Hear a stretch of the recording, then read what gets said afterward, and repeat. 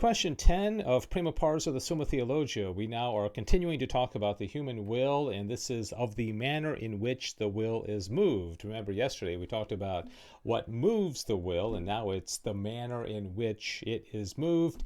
And I just want to say, as we go through the Summa, it's really important to kind of take an inventory of what the human person is made of. What are our faculties? And we are intellect, we're will, we're passions, and we're appetites. Of course, the will is the intellectual appetite, and then we have sensitive appetite. So there's a lot going on. We're matter and we're form. We have an intellectual soul, we have a body, and we have senses. And so you take an inventory of all that we are, and then we have the exterior world, the natural world around us, and then we have our end. Our end ultimately is God. Our end is the good for the will, the true for the intellect. And so then you have all the other things that are going on as far as what we're desiring with our sensitive appetite, our intellectual appetite, the will, what we're coming to know through our intellect, through epistemology. And it's really very fascinating. And so as we continue to go through this, I want to continue to kind of make those, distinctions of right now we're talking about the will and our final end, the will is directed to happiness, which is our ultimate good, and that good is God. And so kind of keep all that in mind as we go through this. This has 4 articles. They're not very long, so this one shouldn't be too complicated. Whether the will is moved to anything naturally, through our nature. And, nature is like essence plus operation. When we talk about human nature, what is natural to us, it's what we just by default do, what is in our nature to do, and is anything naturally willed. And so you might kind of guess where he's going to go with this if you've been following the other questions of the Summa, that we desire necessity happiness, and God is our ultimate end, so we do desire God of necessity, but of course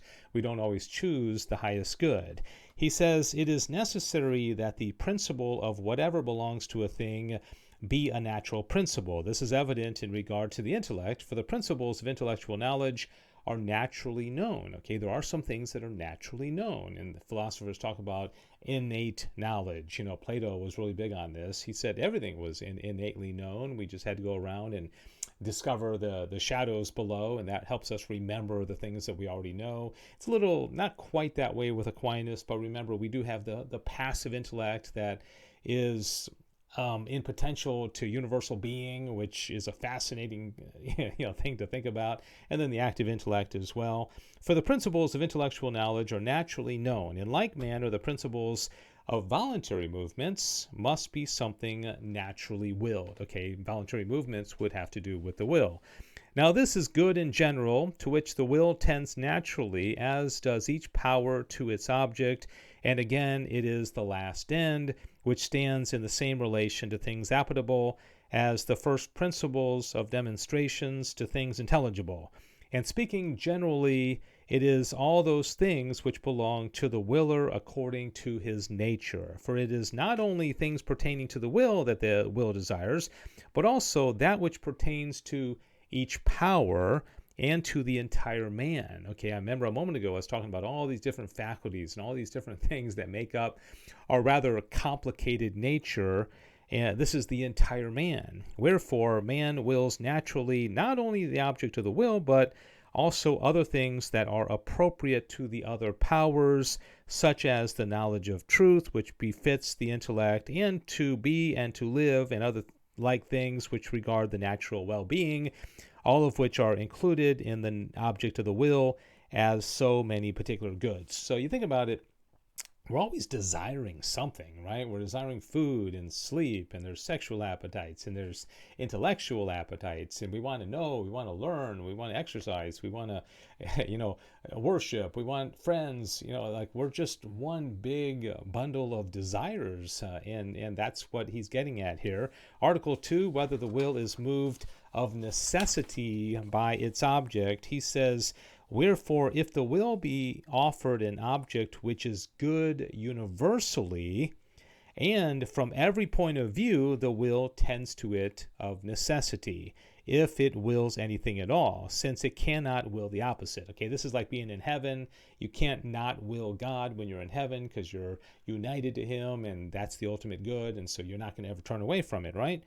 If, on the other hand, the will is offered an object that is not good from every point of view, it will not tend to it of necessity, and since lack of any good whatever is a non-good, consequently, that good alone, which is perfect and lacking in nothing, is such a good that the will cannot not will, and this is happiness. Okay, we cannot not will happiness, sorry for the double negative.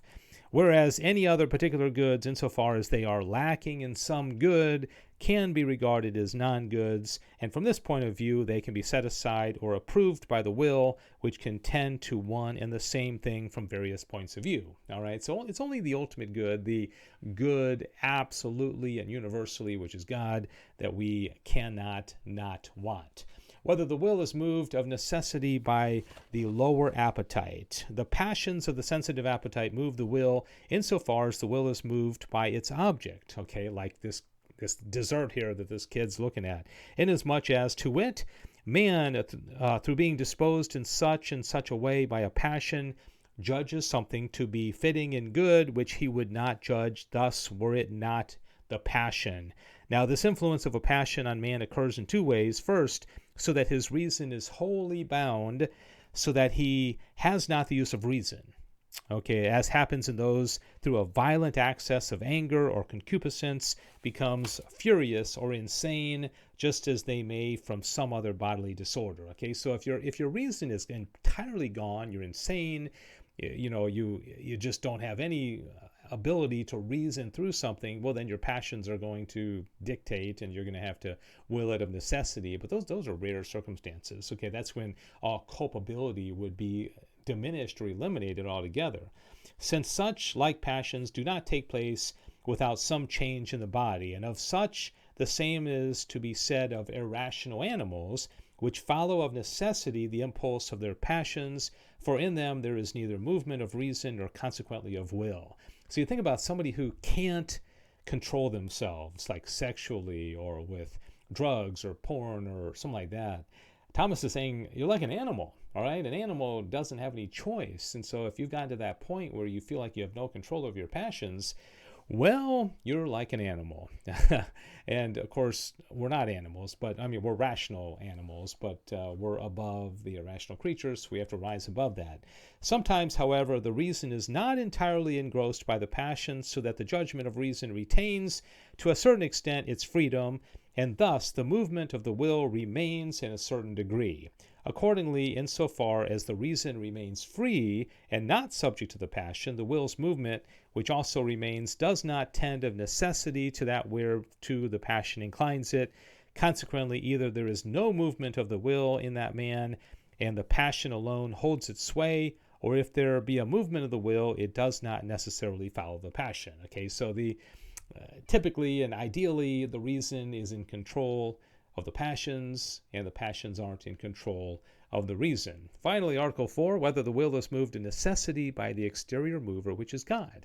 Does God move us of necessity? Do we have to do something? Well, we have to desire happiness. We have to desire the universal good.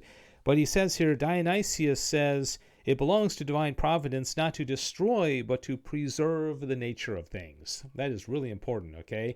Divine providence is going to allow a nature to maintain its what it is, and we are creatures that have free will, and so if God takes our free will away from us, we're no longer human beings. Wherefore it moves all things in accordance with their conditions, so that from necessity causes through the divine motion, effects from necessary causes through divine motion, effects follow of necessity, but from contingent causes. Okay, so we necessarily want to desire happiness, but there are contingent causes, which means we can choose from multiple options. Effects follow contingently. Since, therefore, the will is an active principle, not determined to one thing, but having an indifferent relation to many things, God so moves it that he does not determine it of necessity to one thing, but its movement remains contingent and not necessary, except in those things to which it is moved naturally. Okay, so this is an interesting little kind of balancing game, a little bit of tension there where,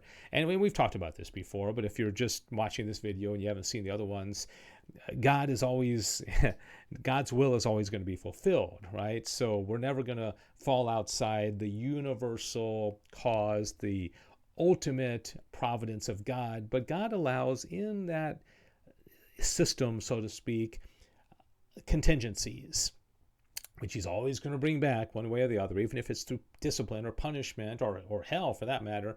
But, we still have free will within that, but the irrational animals don't.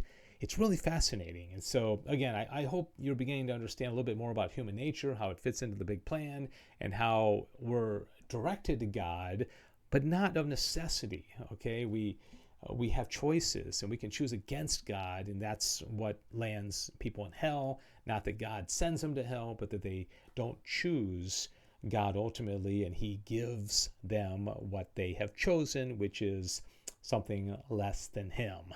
All right, that will do it for question 10 of Prima Secunda here in the Summa. We'll see you tomorrow. God bless you.